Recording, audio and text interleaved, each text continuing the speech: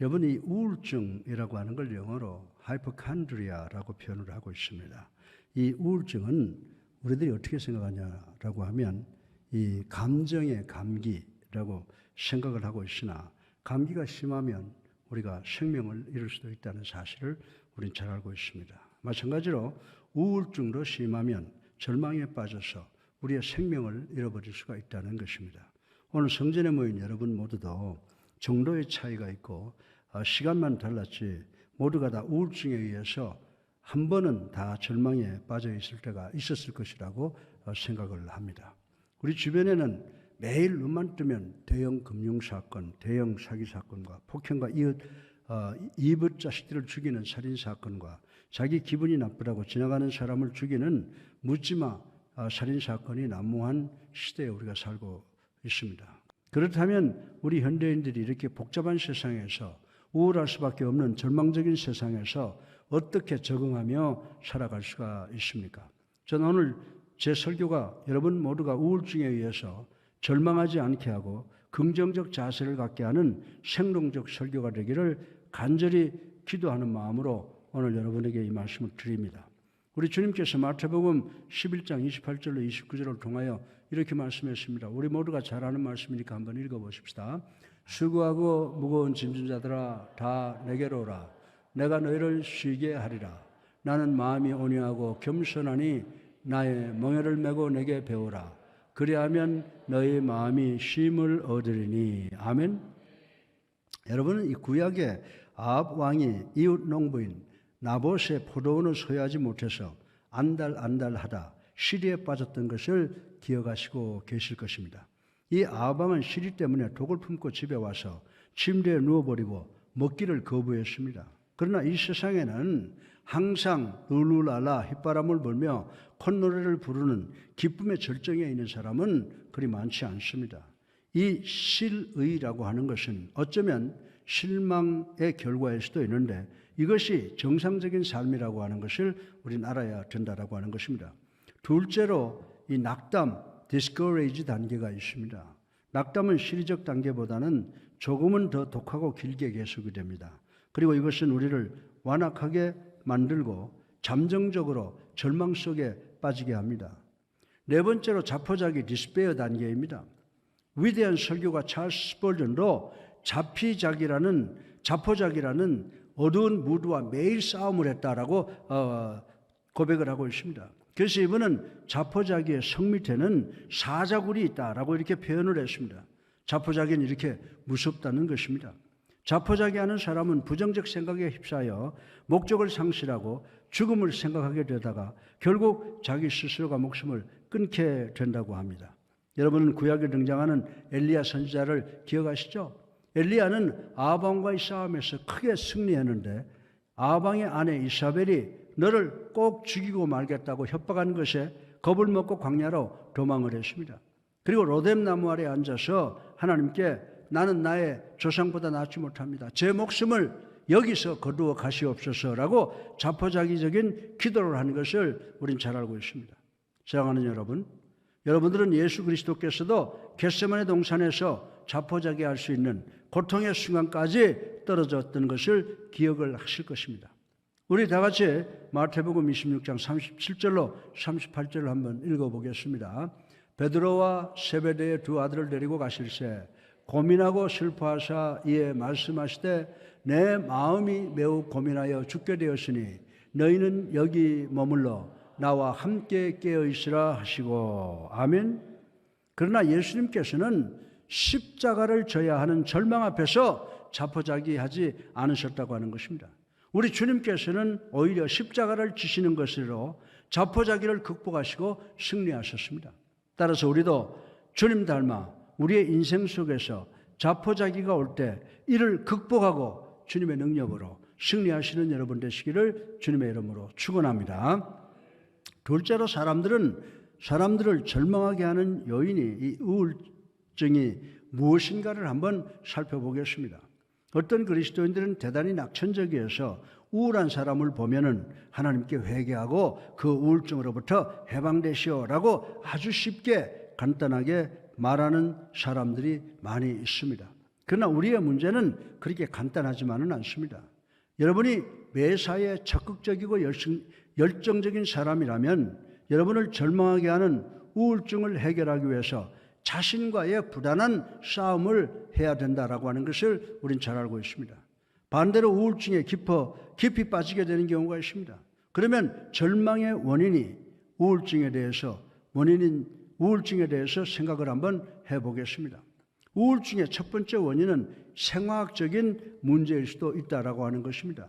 의학계의 보고에 의하면 인체 내에 이 세로토닌이라고 하는 호르몬이 우리 두뇌에서 방출되는데 이 호르몬의 균형이 깨어지면 그 사람은 생화학적 불균형에 의해서 우울증에 빠질 가능성이 높다라고 보고를 했습니다. 그리고 어떤 사람은 특이한 약물 복용으로 인해서 신체 전달 체계 불균형에 의해서 발생된다고 했습니다. 따라서 몸이 불편하다고 해서 쉽게 아무 약이나 복용하는 것은 삼가해야 된다는 사실을 우리는 알아야 된다라고 하는 것입니다. 그러나 신실한 의사가 진단하고 좋은 약사가 처방하는 약은 하나님께서 여러분의 생화학적 불균형을 해결해 주시는 축복인 줄 알고 처방에 감사하며 시간 맞춰 잘 드시기를 주님의 이름으로 축원합니다. 그리고 우울증의 두 번째 원인은 자기 학대로 나타난다는 것입니다. 어떤 사람은 자신의 바람직스럽지 못한 태도를 비관합니다. 예를 들어서 아이고 내가 화를 내지 말아야 되는데 화를 내서 실수했구나 라고 자신을 부끄러워하고 자책을 하다가 그 자책을 알코올 즉 술을 섭취하는 것을 통해서 망각하려고 하는 경우가 있다고 하는 것입니다. 그러나 여러분, 알코올은 사람의 올바른 신경적 반응을 억제하고 바람직스럽지 못한 행위를 발전시키는 것으로 나타나게 된다는 사실을 우리는 알아야 된다고 하는 것입니다. 그래서 사람들은 기분이 우울하면 술을 마시게 되고 술은 그들의 병을 더욱 깊게 만들고 치료를 어렵게 만든다는 사실을 우리는 알아야 된다고 하는 것입니다. 우울증의 세 번째 원인은 어떤 어려운 형편과 사정이 됩니다. 이 특별한 사정은 여러분의 우울증을 키워 여러분을 절망하게 하는 경우가 있습니다. 그 가장 대표적인 경우가 뭔지 아세요? 여러분들이 잘 아시는 3D, 다시 말해서 죽음, death, 두 번째로 질병, disease, 그리고 세 번째로 불행, disaster라고 하는 것입니다. 그러면 셋째로 우울증으로 인해서 절망할 수밖에 없는 세상에 사는 우리 그리스도인들이 우울증에 대해서 어떤 반응을 일으켜야 되는가를 생각을 해보겠습니다. 첫째로 우리 모두는 문제, 더 나아가서 우울증을 만날 때마다 마지막이 아니라 우리 주님께 가장 먼저 가서 주님께로부터 해결점을 찾아야 되는 줄로 믿으시기 바랍니다. 그러나 우리들은 마음이 상하고 부담이 되면요, 제일 먼저 어떻게 합니까? 음악을 듣고 무드를 잡습니다. 미련 없이 내뿜는 이 최암기가 부른 노래를 부르면서 담배 한 대 탁 피워물고 담배 연기를 쭉 빨아당겼다가 또 내펴봤습니다. 그리고 안 되면 또 술을 한 잔 마셔봅니다. 약물에 손을 댑니다. 그리고 나중에는 상담자나 정신병원을 찾아다니게 된다고 하는 것입니다. 사랑하는 성도 여러분, 그러나 마태복음 11장 28절에 우리 주님께서 수고하고 무거운 짐진 자들아 다 내게로 오라, 내가 너희를 쉬게 하리라 라고 하신 이 말씀을 반드시 기억하시기를 바랍니다. 그래서 우리가 먼저 문제가 있고 어려움이 있으면 먼저 누구에게 가야 돼요? 예수 그리스도에게 먼저 가야 되는 줄로 믿으시기 바랍니다. 왜냐하면 예수님만이 우리들의 궁극적인 문제 해결이신 줄로 믿으시기를 주님의 이름으로 축원합니다. 둘째로 여러분들 성경 말씀을 자주 읽으시기 바랍니다. 여러분이 감정의 탕류 속에서 흐리멍텅한 정신을 하나님의 말씀이 맑게 해주신다는 것을 믿어야 됩니다. 예를 들면 시편 73편 2절로 3절에 이런 말씀이 있습니다. 우리 다 같이 한번 읽어보겠습니다. 나는 거의 넘어질 뻔하였고 나의 걸음이 미끄러질 뻔하였으니 이는 내가 악인의 형통함을 보고 오만한 자를 질투하였음이로다. 아멘. 이렇게 이 시편의 저자는 자신의 답답함을 하소연을 했습니다. 시편에 보면 성전에 들어가서 하나님께 예배드릴 때 삶의 마지막을 이해하기 때문에 새로운 삶의 방향을 깨닫게 된다라고 하는 말씀이 기록되어 있는 것을 우리 읽어볼 수가 있습니다. 자녀들에게 하나님을 경외하고 하나님의 도를 지키는 것을 가르쳐 주시기를 주님의 이름으로 축원합니다. 그 길이 여러분의 자녀로 하여금 삶의 목적과 그 목적 추구의 방법의 지혜를 깨닫게 된다라고 하는 것입니다. 여러분이 여러분의 무거운 짐을 주님께 가장 먼저 가지고 올 때 여러분은 하나님의 성전에 들어가서 하나님께 예배드리게 된다라고 하는 것입니다. 그러면 하나님께서 여러분으로 하여금 고귀한 삶의 목적을 주시고 여러분의 영을 높여주시고 어느 날인가 모든 것이 잘되게 축복하실 것입니다. 따라서 어떤 어려움이 오더라도 끝까지 주님만 의지하고 참고 견디시는 여러분 되시기를 주님의 이름으로 축원합니다. 셋째로 우리 모두는 매사에 잘되고 건강하겠다라고 스스로 결단을 해야 된다라고 하는 것입니다. 여러분은 예수님께서 베세스다 연못가에서 38년간 걷지 못하고 누워있던 환자를 만나신 것을 기억하실 것입니다. 이때 예수님께서 병자에게 너무나도 당연한 이상한 질문을 하셨습니다. 야, 내가 낫기를 원하느냐? 라고 물으셨습니다.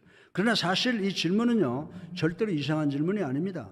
어떤 병자는 자기가 낫기를 원치 않습니다. 죽지 않을 만하면 그 병으로 주변에 동정을 얻고 그 어떤 책임도 지지 않고 그저 기생충처럼 살아가려고 하는 사람들이 우리 주변에 많이 있다라고 하는 것입니다.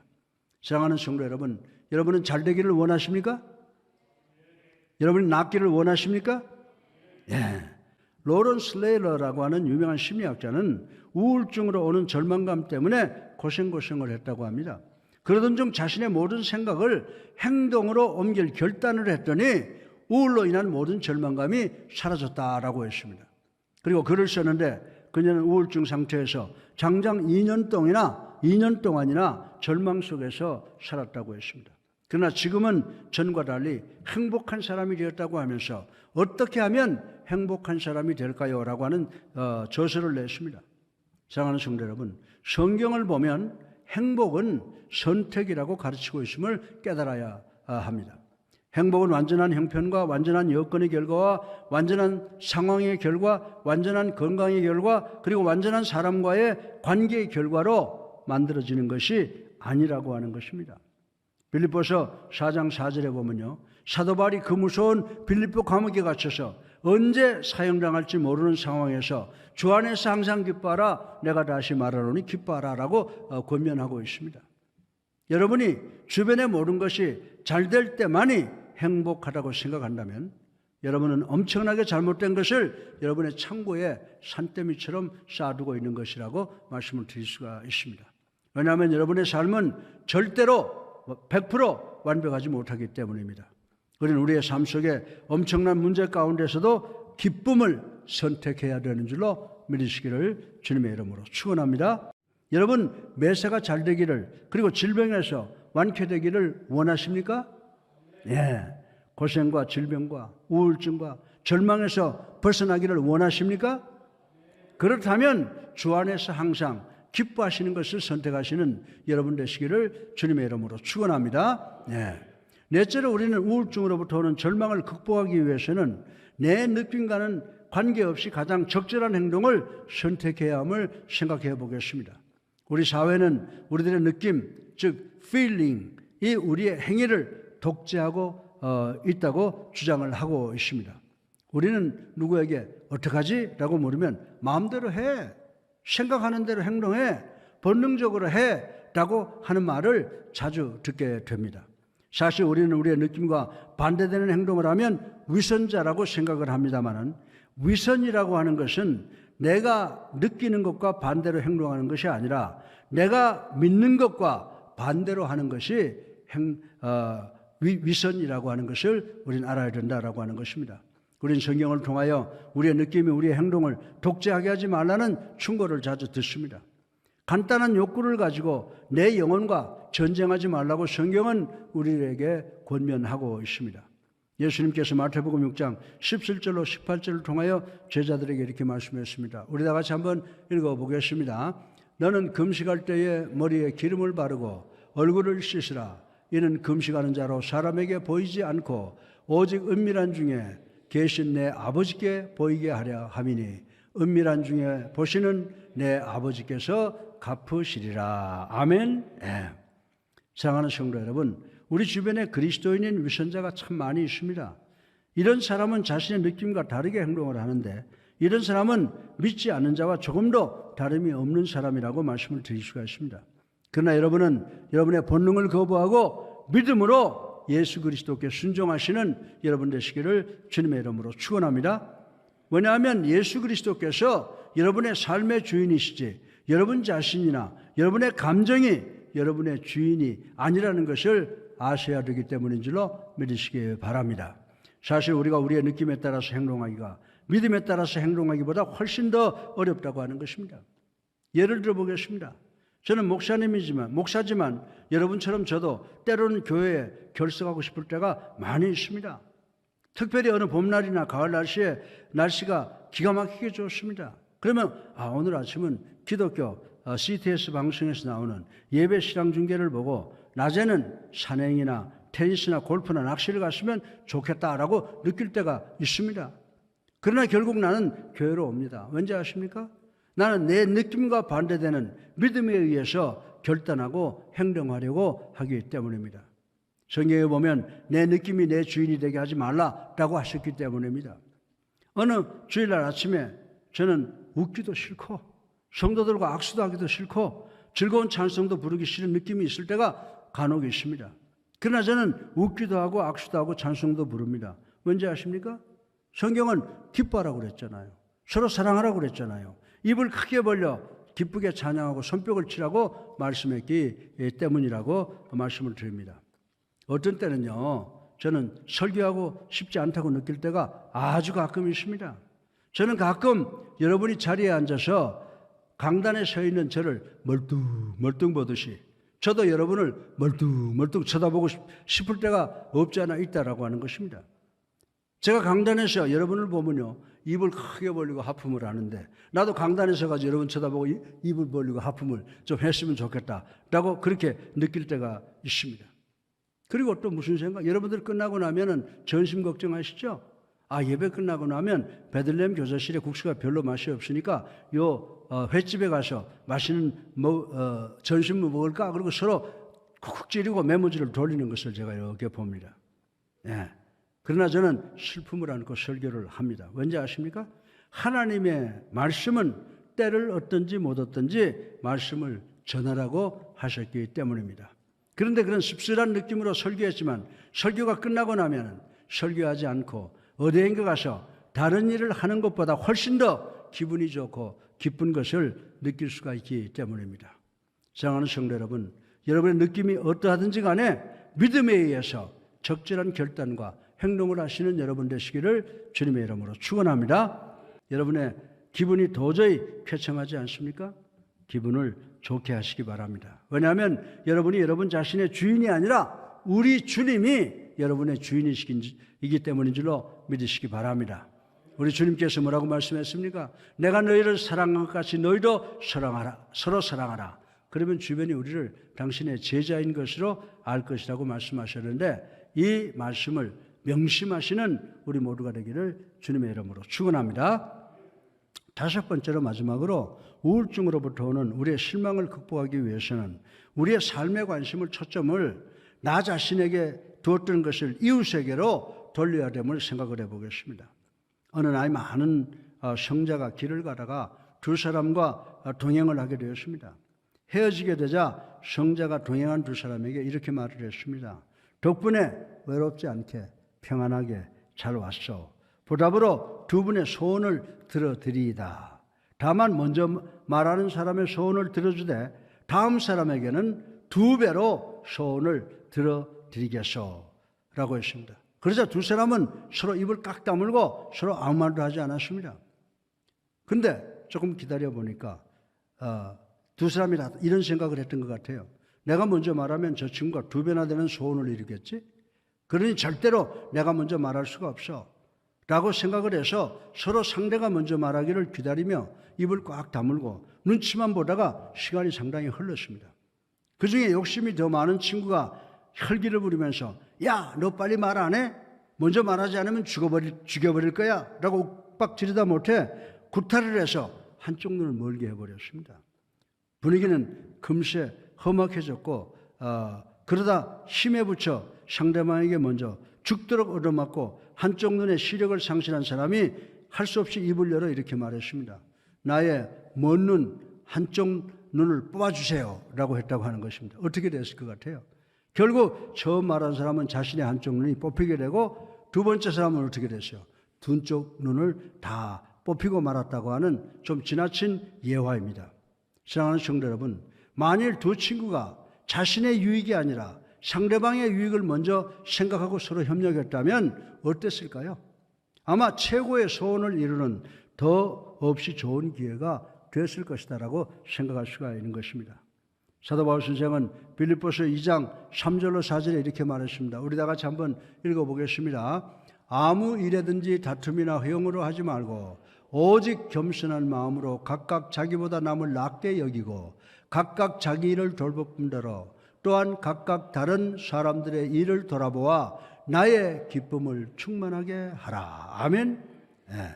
여러분은 매사가 진정으로 좋아지고 낫기를 원하십니까?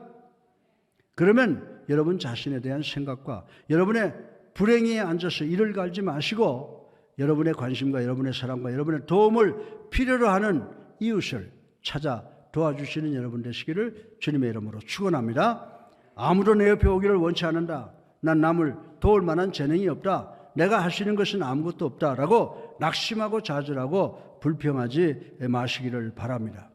토요일 오후에 부인들의 장바구니를 들고 시장에 한번 따라가 보세요.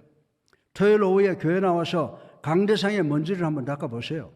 교회 와서 여러 기관에서 자신이 봉사할 수 있는 일이 있는가 한번 찾아보세요. 그래도 아무것도 할 것이 없다고 생각이 듭니까? 그러면 주일날 아침마다 좀 일찍 나와서 주보를 들고 교회 정문 앞에서 웃는 연습을 한번 해보세요. 그것도 못하겠으면 여러분 담임 목사 벌써 이제 70이 넘어서 80을 바라보고 있어요. 맛있는 국밥이라도 만들어서 한번 대접을 해보세요. 그리고 젊은 부목사에게는 라면이라도 한 그릇 대접해 보세요. 여러분들 무엇인가 하겠다고 한번 노력해 보시길 바랍니다. 마태복음 10장 39절을 통해서 예수님께서 자기 목숨을 얻는 자는 잃을 것이요 나를 위하여 자기 목숨을 잃는 자는 얻으리라라고 하셨습니다. 이 말씀 명심하시기를 주님의 이름으로 축원합니다. 네, 결론입니다. 낙심치 않기 위해서 어떤 상황이든지 관계하지 말고 주님을 의지하시기 바랍니다. 이것이 제일 중요한 일인 줄로 믿으시기 바랍니다. 하나님의 사람 다윗은 시편 13편 1절로 6절에 보면 마음이 무겁고 땅속 깊은 곳에 떨어져 죽을 것을 앞에 놓고 고민하고 갈등하고 있었습니다. 그러나 다윗은 뭐라고 외쳤는지 아십니까?